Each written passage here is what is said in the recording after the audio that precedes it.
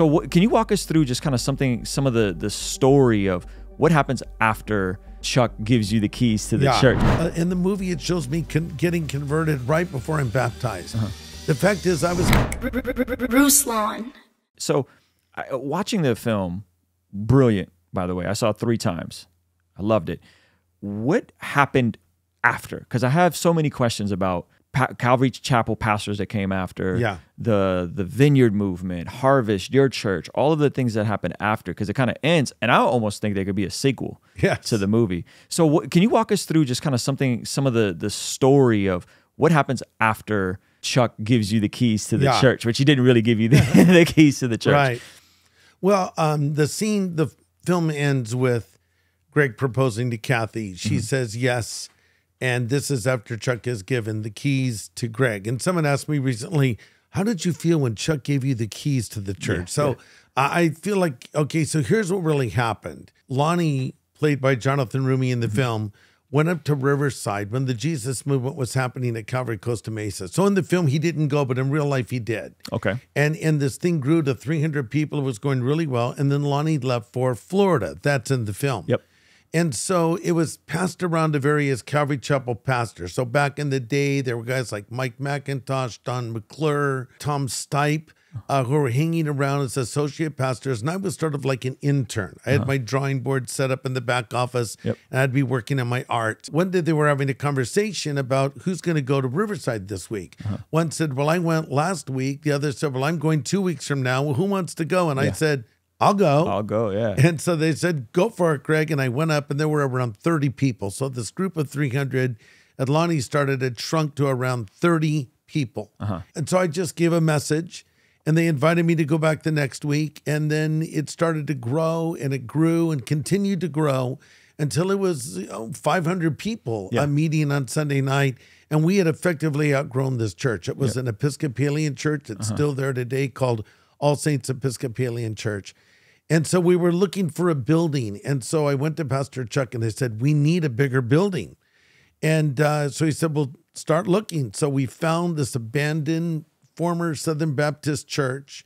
They had a church split, and it was just a big empty building. And so I told Chuck about it, and Chuck drove up to Riverside, and he was meeting with the realtor in the front pew as we're walking around imagining what we could do with this building. And I saw him pull out his checkbook and write a check.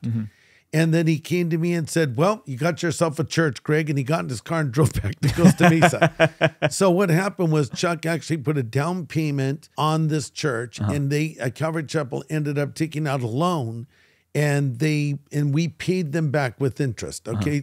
But having said all that, those are details. But the reality is, he didn't give me the keys to the church, but he was the key for the church happening. That church, this church that we have getting ready to celebrate 50 years would not exist if it was not for the willingness of Pastor Chuck to take a risk on someone like me. And the same is true of the Crusades that happened some years later. About 33 years ago it started. He came to me and said, why don't we go to a large venue and do an evangelistic event, sort of like a Billy Graham crusade. That's when I was doing Monday nights at Calvary Costa Mesa at his request. So, you know, the little details, you know, here's another detail.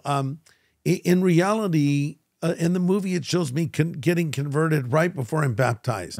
The fact is, I was converted on my high school campus. Anyone who knows the story has heard me tell it, where there was this cute girl. And I saw her talking to a friend of mine.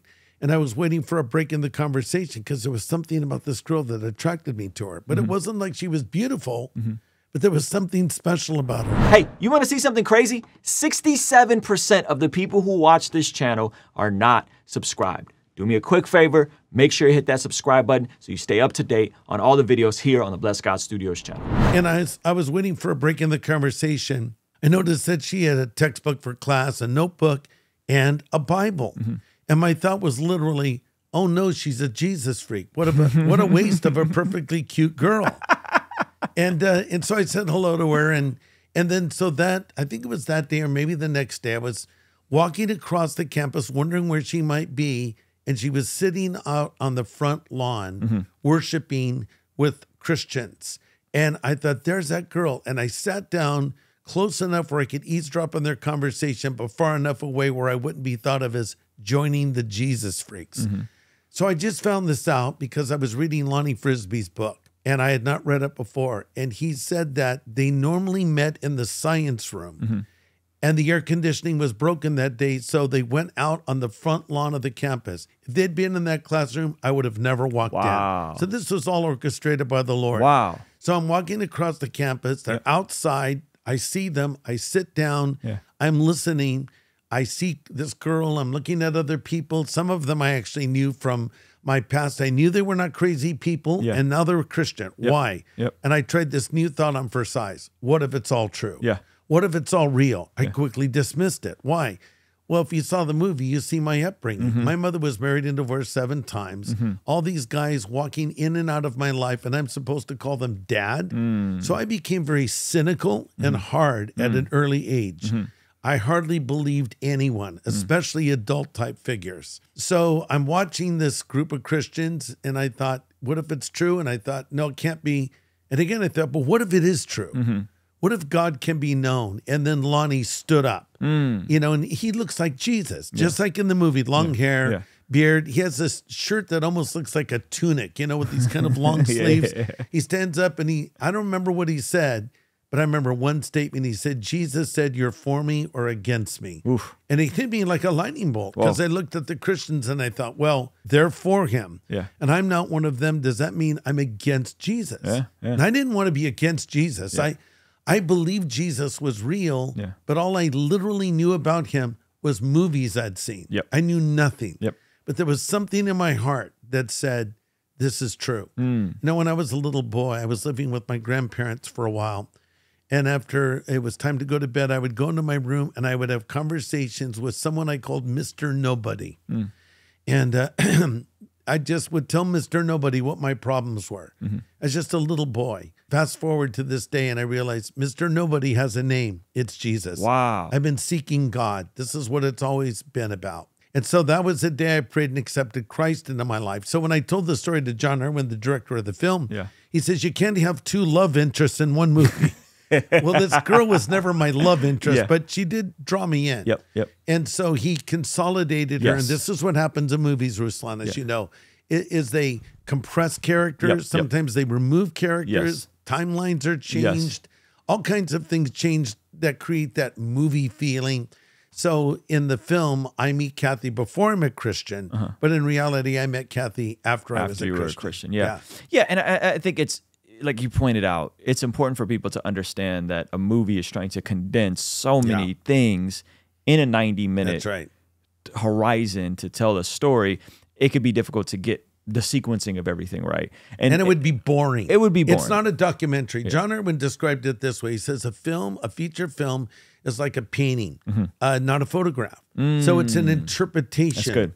And so he's taking my life and other people's lives and interweaving us together. And a lot of it is very true, exactly as it happened. Some things, well, this maybe happened a little later or this happened a little bit earlier. Then there's a little bit of fiction thrown in. For instance, someone asked me recently, did you really used to sing Fly Me to the Moon to your mother? I said, no, I did not. That's an invention. That John came up with because he had the moon landing and that thing. But it was a beautiful little motif too. It really was. And I loved what he did with it. I said to John jokingly, I think I like your movie version of Greg than the real version. Yeah, that's good. We're going to go over to our Patreon exclusive section, and I'm going to ask you about revival and what we're seeing with Asbury Revival. And I also want to ask you, why do movements die, which was a conversation we had at breakfast this morning. So, hey, if you enjoyed this video and you want to see the full extended version of this podcast, be sure to sign up for our Patreon community for only $5 a month. It'll really help us continue contextualizing the gospel using YouTube, media, and podcasting. And in exchange, you will get full unedited versions of the podcast, of our daily after party streams, a discount for our merch store, and exclusive access to our private Discord server. It's only $5 a month. The link for Patreon is in the description of this video, as well as the pinned comment below. Again, hit the link in the description, sign up now, and I'll see you over there, all right? Peace.